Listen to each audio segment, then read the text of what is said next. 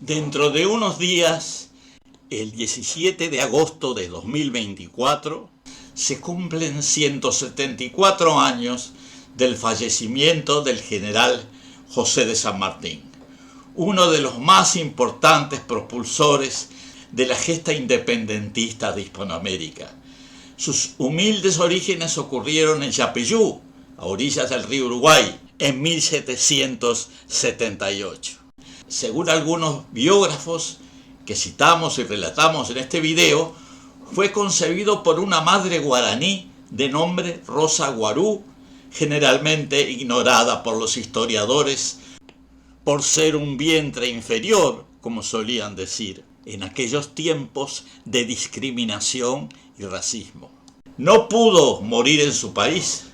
Su existencia se apagó en Boulogne-sur-Mer, en las costas normandas de Francia.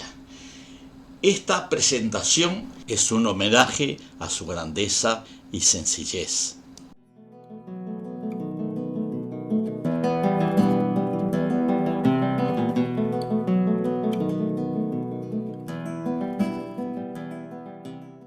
El sol brillaba con fuerza inusitada y hacía un raro calor en la costa francesa de Boulogne-sur-Mer, en aquel verano europeo de 1850. El Canal de la Mancha, que aquí se ensancha hasta parecer un mar, estaba como de costumbre, poblado de veleros que hacían la travesía a Dover o a Folkestone.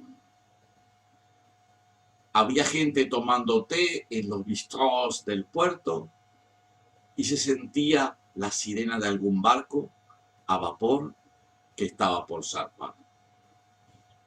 Los hombres trabajaban en los muelles, los niños corrían por las playas y las jóvenes parejas caminaban y reían por las calles de Saint-Abbeville.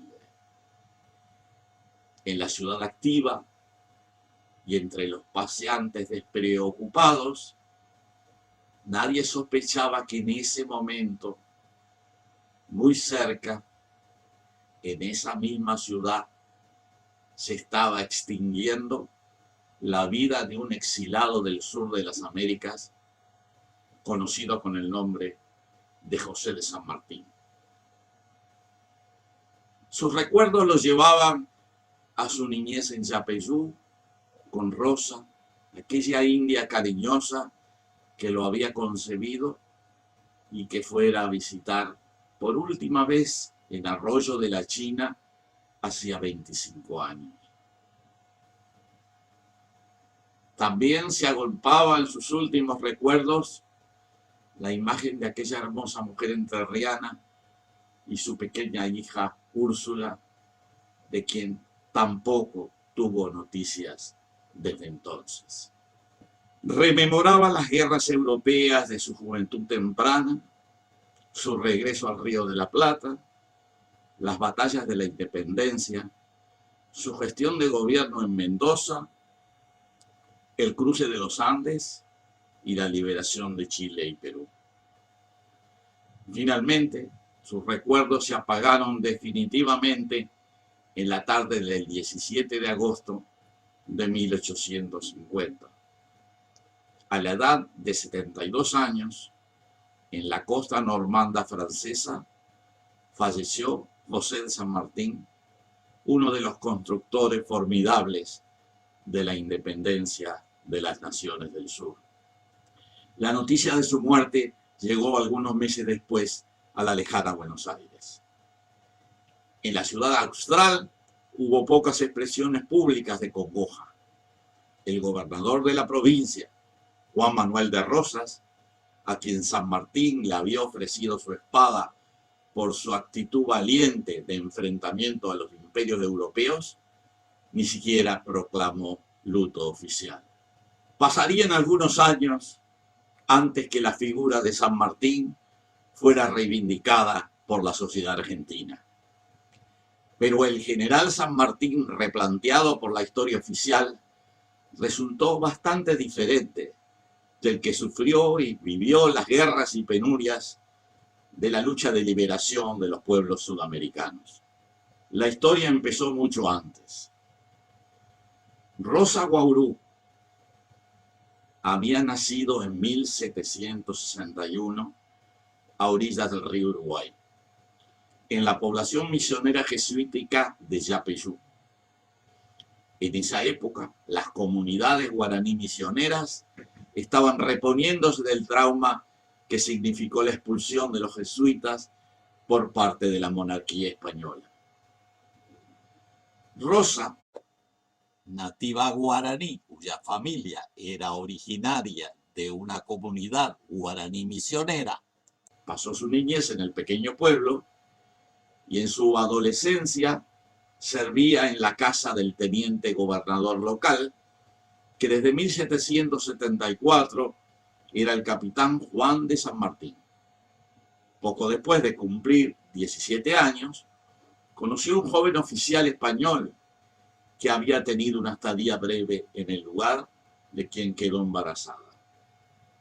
El oficial español era Diego de Alvear. En el verano de 1778, Rosa tuvo un niño que fue llamado José Francisco. De Alvear no reconoció a su hijo, seguramente porque menospreciaba a los guaraníes, y no era muy apropiado reconocer un hijo de vientre inferior, como decían ellos.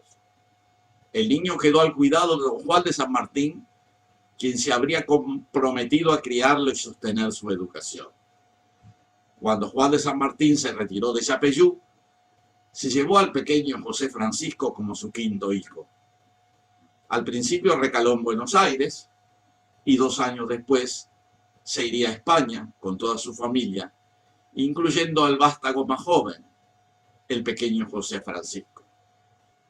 Diego de Alvear, responsable de la paternidad del pequeño José Francisco, permaneció en la región virreinal hasta 1804, cuando viajó de regreso a España rumbo al puerto de Cádiz, junto con su familia, compuesta por la esposa y 9 hijos. En el periodo que estuvo en Sudamérica, había acumulado importantes riquezas que luego intentó llevar consigo al volver a la península ibérica. Antes de llegar al destino, la flotilla de 4 fragatas en que viajaba Diego de Alvear fue interceptada por una flota británica cerca del Algarve portugués. De Alvear se encontraba en la fragata Mercedes junto con su familia y sus bienes personales. Debido a su conocimiento del idioma inglés, se requirieron sus servicios de intérprete y debió trasladarse al buque insignia de la flota interceptora, acompañado de su hijo Carlos María. En ese momento, uno de los barcos ingleses efectuó un disparo de intimidación que hizo explotar la Santa Bárbara de la fragata y la embarcación se hundió. La familia pereció en la explosión y posterior naufragio y se perdieron todos los objetos transportados. Diego de Alvear fue hecho prisionero y permaneció detenido en Inglaterra con ciertos privilegios que le permitieron ser liberados en corto tiempo. Su hijo primogénito, Carlos María de Alvear, al final volvió a Buenos Aires, donde desempeñó un papel nada honroso en la revolución de las Provincias Unidas en el sur de América.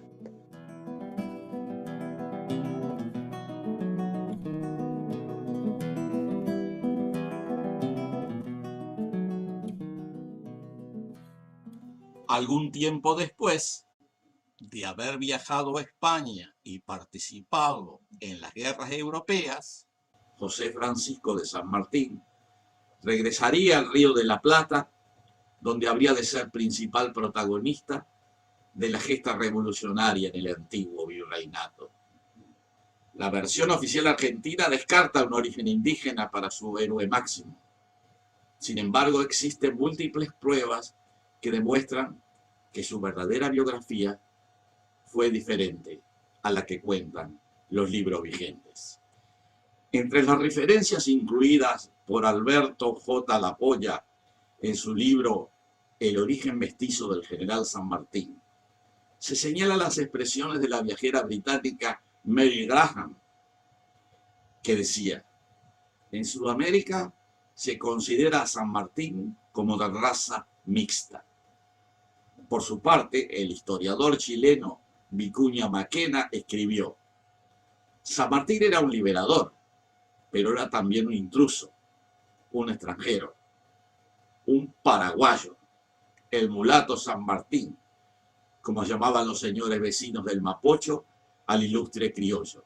El instinto del insurgente, es decir, del criollo, triunfó siempre de la idea especulativa. Había servido a la independencia americana porque la sentía circular en su sangre de mestizo. La trayectoria de José de San Martín es conocida. Organizó el ejército de las Provincias Unidas del Sur y al frente de sus tropas derrotó a las fuerzas realistas en Chile y Perú. En las principales instancias de su vida de combatiente revolucionario no ocultó la identidad mestiza. Pastor Obligado escribió lo siguiente: era un eco que corría como moneda corriente y fue entre cierta gente creencia vulgarizada que don José de San Martín, no obstante el de y el don de su padre, procedía de un muy modesto linaje, al menos por la línea materna. Bastante bronceado, de rostro anguloso, indio misionero le llamaron los godos y Tape de Yapeyú, el mariscal de las 20 batallas. Lo dijo Miguel Breyer, que él mismo destituyó la mañana de Maipú. En Perú se recopilan algunas expresiones ilustrativas. El cholo de Misiones, como así lo llamaban al libertador del sur los españoles. Otra expresión de su conciencia de identidad se manifiesta en una reunión con caciques y loncos mapuches, pehuenches y pampas en Mendoza en 1816, donde expresó: los he convocado para hacerles saber que los españoles van a pasar de Chile con un ejército para matar a todos los indios y robarles sus mujeres e hijos. En vista de ello, y como yo también soy indio, voy a acabar con los godos que les han robado a ustedes las tierras de sus antepasados. El desprecio por las culturas indígenas, la violación de los derechos humanos sistemática y cruel, se expresó en el desconocimiento continuo de los orígenes y aportes de los pueblos nativos. Por lo tanto, el San Martín mestizo fue ocultado incluso contra su propia voluntad. Todas sus expresiones mostraron que José Francisco de San Martín se reconocía indio hasta lo más profundo de su corazón.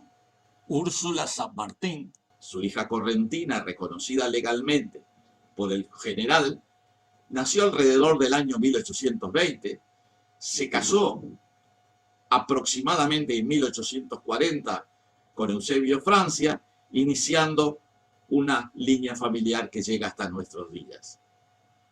Uno de los hijos de Úrsula fue Julio Francia San Martín, que nació el 16 de julio de 1848 en Concordia, que es una ciudad de Entre Ríos que había sido fundada en 1831, y se casó con Sandalia Palacios por el año 1870. Julio Francia y Sandalia Palacios tuvieron 10 descendientes, uno de los cuales fue Ángela Epifania, quien a su vez tuvo varios hijos, uno de los cuales fue Oscar Francia, que nació en 1922 en Salto Oriental, recientemente fallecido en Montevideo. Su hija, María Esther, tataranieta de Úrsula y chosna de José de San Martín, es una artista plástica que en la actualidad vive en el Cerro de Montevideo.